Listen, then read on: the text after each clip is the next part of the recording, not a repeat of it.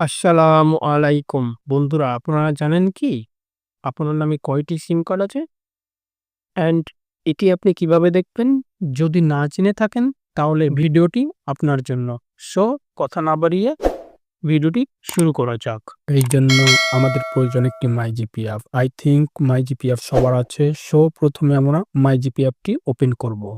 Open করার পর নিচের দিকে লক্ষ্য করুন। ৫টি অপশন আছে।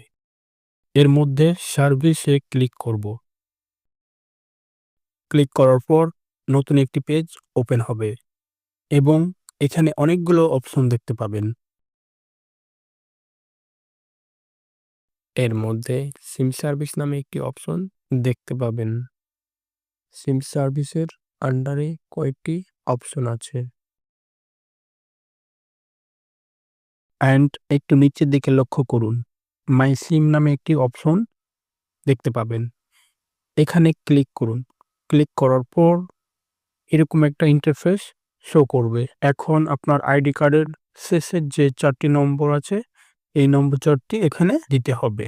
যেমন আমি আমার আইডি কার্ডের শেষ ৪টি নম্বর দিচ্ছি। এরপর কন্টিনিউ অপশনে ক্লিক করছি। আপনিও এভাবে করবেন। এবার দেখতে পাবেন আপনার নামে কতগুলি সিম আছে। যেমন আমি দেখতে পাচ্ছি আমার নামে কতগুলি সিম কার্ড আছে। সো আপনিও এভাবে দেখতে পারেন। বন্ধুরা আপনারা স্ক্রিনের দিকে লক্ষ্য করুন আমার কতগুলি সিম আছে।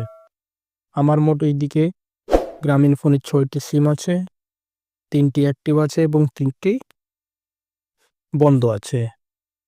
ডান পাশের উপরে একটু লক্ষ্য করুন আদার্স অপারেটর, এখানে ক্লিক করলে দেখেন এখানে আমার আরও ৩টি সিম কার্ড আছে।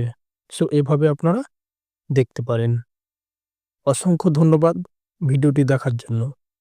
ভিডিওটি যদি ভালো লাগে তাহলে সাবস্ক্রাইব করে সঙ্গে থাকুন।